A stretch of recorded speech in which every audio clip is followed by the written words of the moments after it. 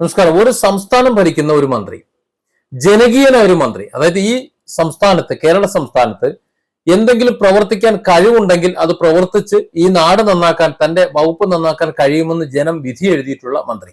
അദ്ദേഹത്തിന്റെ വ്യക്തിപരമായിട്ടുള്ളതോ മറ്റോ ആയിട്ടുള്ള മറ്റെന്ത് വിഷയം എന്തോ ആയിക്കോട്ടെ, അതൊന്നും നമ്മൾ ഈ 3.5 കോടി ജനങ്ങളെ സംബന്ധിച്ചിടത്തോളം ഒരു വിഷയമുള്ള കാര്യമല്ല. ഈ ജനങ്ങളോട് എങ്ങനെയാണ് ഒരു വകുപ്പ് മന്ത്രി എന്ന നിലയിൽ പെരുമാറുന്നത് എന്ന് മാത്രം നമ്മൾ നോക്കിയാൽ മതി. ആ ഒരു മന്ത്രി കാണിച്ചിട്ടുള്ള ധിക്കാരപൂർവമായ ഒരു സംസാരം എനിക്കത് ഇഷ്ടപ്പെട്ടില്ല.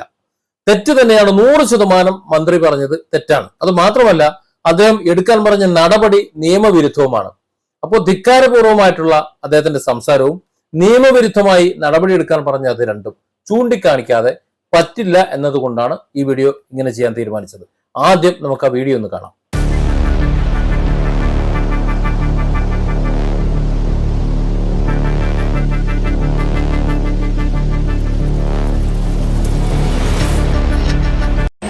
സിയെ വിളിച്ചു പറയും, പോലീസ് അവിടെ പറയും.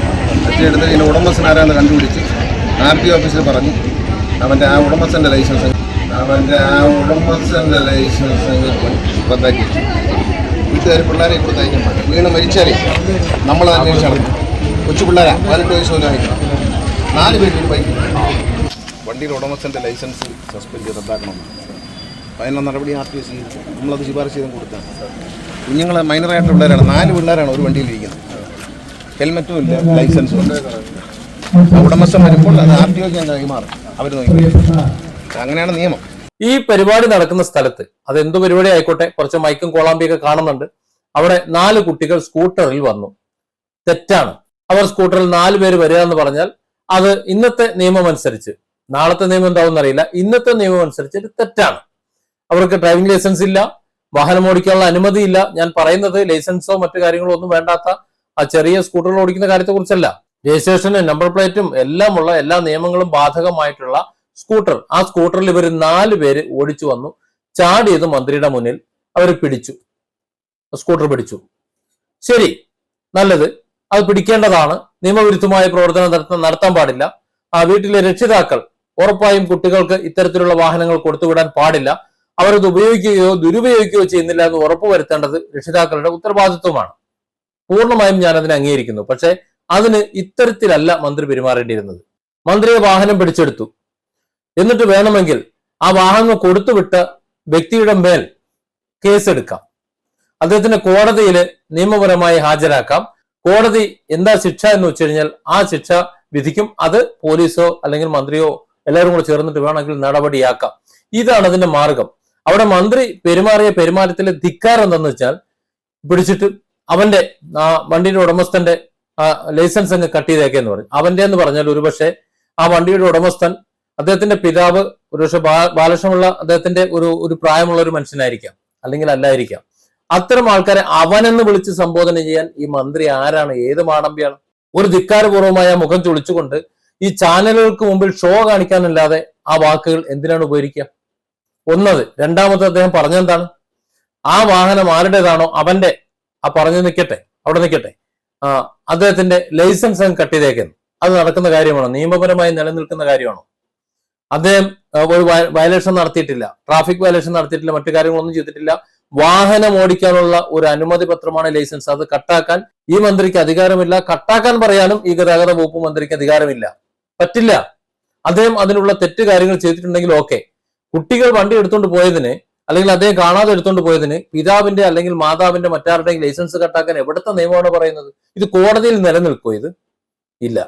ഈ 4 കുട്ടികളിൽ ആരുടെ രക്ഷിതാവിൻ്റെതാണോ വാഹനം, ആ രക്ഷിതാവിനെ വിളിച്ചു വരുത്തി കോടതിക്ക് ശാസിക്കാം, അല്ലെങ്കിൽ ഉചിതമായി ശിക്ഷ വിധിക്കാം. ആ ശിക്ഷാവിധി നടപ്പിലാക്കാമെന്നല്ലാതെ ശിക്ഷ നടപ്പിലാക്കാൻ ഈ മന്ത്രി ആരാണ്? ഈ മന്ത്രി ഇത്തരത്തിൽ ധിക്കാരപൂർവ്വം സംസാരിക്കാൻ ഈ മന്ത്രിക്ക് ആരാണ് അധികാരം കൊടുത്തത്? അവനെന്ന് വിളിക്കാൻ ആരാണ് അധികാരം കൊടുത്തത്? തെറ്റാണത്, 100% തെറ്റാണ്. ആ ഉദ്യോഗസ്ഥനോട് അദ്ദേഹത്തിന്റെ ലൈസൻസ് കട്ടാക്കാൻ പറഞ്ഞ നടപടി അത് നിയമവിരുദ്ധമാണ്. ഞാൻ മനസ്സിലാക്കിയത് എങ്ങനെയാണ്? നിയമവിരുദ്ധമാണ്. നിയമവിരുദ്ധമായ ഒരു കാര്യം ചെയ്യാൻ തന്റെ താഴെയുള്ള ഉദ്യോഗസ്ഥനെ നിർബന്ധിക്കുന്ന ഒരു മന്ത്രി എങ്ങനെയാണ് ഈ നാട്ടിലെ ഒരു നല്ല മന്ത്രിയായി തീരുന്നത്? ആ മന്ത്രി ചെയ്ത് അതിലും വലിയ തെറ്റല്ലേ? ഇത്തരത്തിൽ ശിക്ഷ വിധിക്കാൻ ഒരു പോലീസുകാരനോ ഒരു മന്ത്രിക്കോ അധികാരമുണ്ടോ? ഇല്ലല്ലോ. ലൈസൻസ് അങ്ങനെ കട്ട് ചെയ്തേക്കുന്നു. കോടതി തീരുമാനിക്കാണ് അയാളുടെ ലൈസൻസ് കട്ട് ചെയ്യാൻ പറഞ്ഞാൽ ഓക്കെ.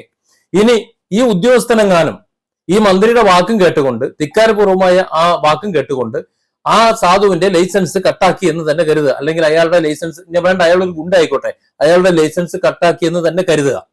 അയാളെങ്ങാനും കേസിന് പോയി കഴിഞ്ഞാൽ ആരാ തൂങ്ങുക?